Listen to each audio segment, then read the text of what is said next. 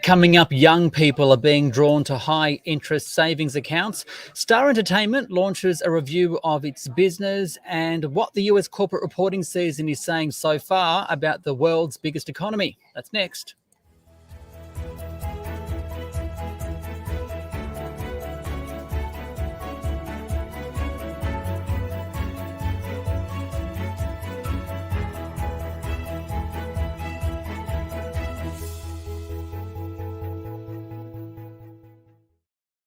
Hi everyone, it's your daily 10-minute business and finance news wrap for this Wednesday, the 19th of April 2023.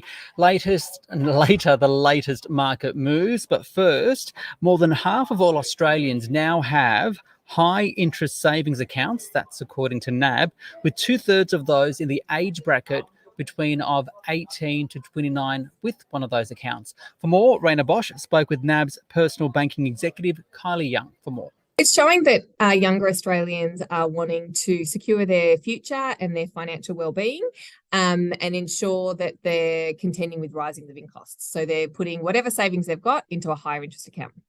And what are they putting the savings towards? We know overwhelmingly this cohort are eager to invest in property. And obviously we know that the property prices are challenging right now as well. And so what this is showing is there is a savviness within this generation to put away as much savings as possible, noting that they might need a larger deposit perhaps than they once thought they do. And so how do they then make their hard-earned money work harder for them once they're saving? Now, your release did say that younger Australians want to put money towards a house. Want is very different to can. What do you have to say to that? Well, I think certainly this generation is facing more challenges than the ones that came before them. There is no doubt that property prices are higher, interest rates are higher, but they're also displaying really fabulous money management and sort of savvy saving behaviours. And so they're definitely a generation that is, thrifty, looking for bargains, making thoughtful decisions as to spending behaviours and cutting back on, coffees or lunches or driving their car a little bit less in order to save money on petrol. And where they've got those savings, they're looking for products that are going to help them, boost that deposit. So they're definitely more engaged as a generation with their financial wellbeing, and that's a great thing. And we have to ask, as a bank, what is considered a good savings rate? Well, that's a great question because it really depends. It is a really competitive market right now for savings products. And so it's a great opportunity for customers of any age group to shop around, but not just on price, but also on features. So those savings products that sort of make you lock away the savings for a bit longer will always reward you with a higher interest rate. So it really depends on whether you want to be accessing that money on a regular basis or whether you want to sort of parcel it away because definitely the interest rate that you get will kind of depend on the access to that money. Now, there has been a lot of criticism about banks perhaps not moving fast enough to up their interest rates in line with the cash rate. What do you have to say to that? Well, we definitely do our best to make sure that customers understand what our decisions are, both on the mortgages side and the savings side. I can't speak for the whole industry. We know that at NAB we regularly make sure that those changes are always aligned on the same date, and we reach out to our customers via email, letters, and sort of within the app to make sure that there is regular communication and understanding about how their products are changing. And what are you seeing in terms of demand for your products? We're definitely seeing increased appetite for those high interest savings products. And I think, during the sort of lower interest rate environment, perhaps during the pandemic when people had sort of savings that was sort of built up, there was a lot of that money sitting in transaction accounts. And now that there has been a real growth in interest rates, a lot of customers are moving that money and making it work better for them, which is awesome. And so we're definitely seeing an increased take up on those high interest savings accounts. And finally, Kylie, is this a sign that financial literacy is improving among younger Australians? Absolutely. And I think it's a great thing. So I think all Australians, but particularly the younger Australians, are more engaged now in their financial wellbeing than they ever had been. And that's a great thing.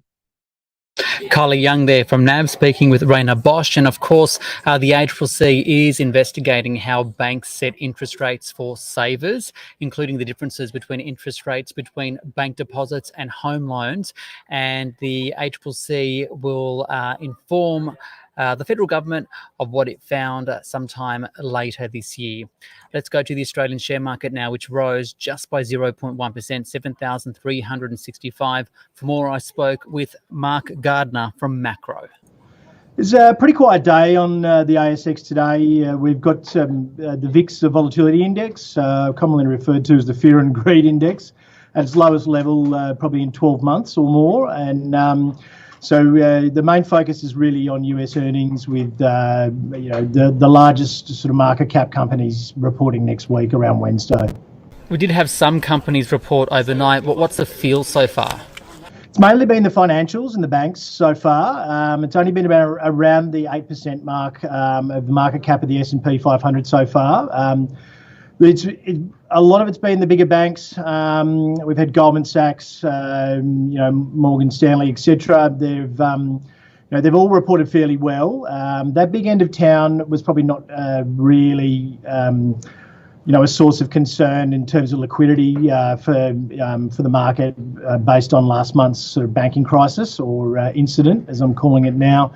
Most of them have actually beaten expectations so far, and on revenue and earnings per share, and also shown that they've got pretty solid balance sheets. So I think to get some further clues on the on that banking sector, we'll probably have to look at the regional banks, which will come up in the next week and a half. And I think they'll be probably looking at more capital and liquidity ratios there rather than the headline earnings per share and revenue numbers. I think next week's really the big earnings week. I think one night we've got 20% of the S&P 500 market cap reporting all in one night. I guess the other really big international story over the past few days, that better than expected Chinese GDP print from yesterday, up 4.5% for the year. What do you think this means for Australia and local stocks, if anything? Yeah, I think this is a really positive thing for local stocks. China's numbers have been really positive fairly broadly for the last month. Their industrial production number was fairly good yesterday as well. More impressively, they've managed to do it without stimulus, which is how they've generally got things going in the past.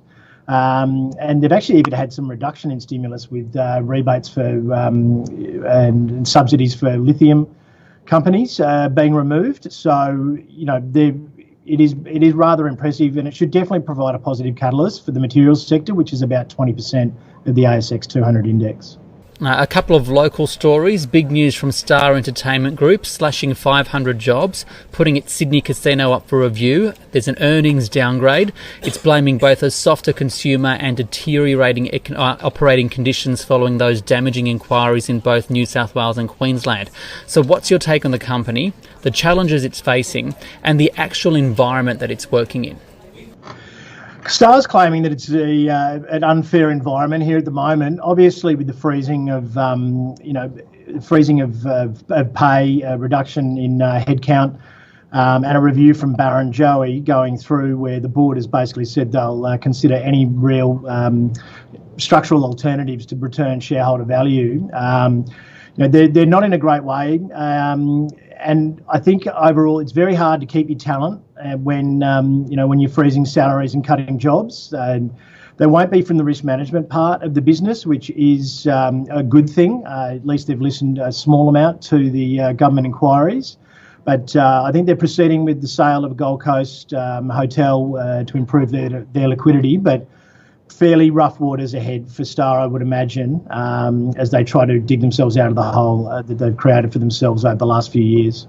We're seeing more action in the EV space, with the federal government announcing plans to introduce Australia's first national electricity vehicle strategy, but no real details apart from that. How are investors positioned in this space? I think for the investors, realistically, it's a global story rather than an Australian story. I think there's already been some government involvement in some refineries. Iluka, IGO, and Wyloo have gone a long way in developing some rare earth refineries, and also some downstream nickel refineries as well. That was announced a couple of days ago from IGO and Wyloo, with some government subsidies backing that up as well. So yeah, it really does bring home a lot of refinery business, which we would normally just be shipping off.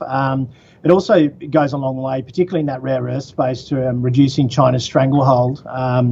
Myanmar and China are 90% of the rare earths production in the world, and 99% of the refining goes on in China. So that sort of project is being really sought after by global battery companies, because they're very concerned about supply chain risks of China having a stranglehold on supply.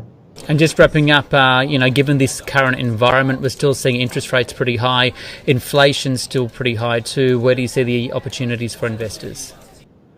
We're in high levels of cash and bonds at the moment, and playing a little bit cautious. The gravity of, and the speed at which those rate hikes were delivered last year, we usually see that on at least a 12-month lag overall. So I think those US earnings will be a real insight into the, into the economic reality of those rate hikes. And I dare say we're going to see some business leaders, provide some insights with their outlooks.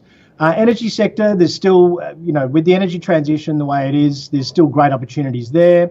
We're also looking at, a bit of a strong focus on cyclical businesses, saying consumer staples and food, or healthcare, because they tend to be quite immune to the economic cycles. So yeah, there's still opportunities out there, but you definitely have to refine, the amount of stocks and go for high quality management, and and very strong balance sheets as it stands at the moment.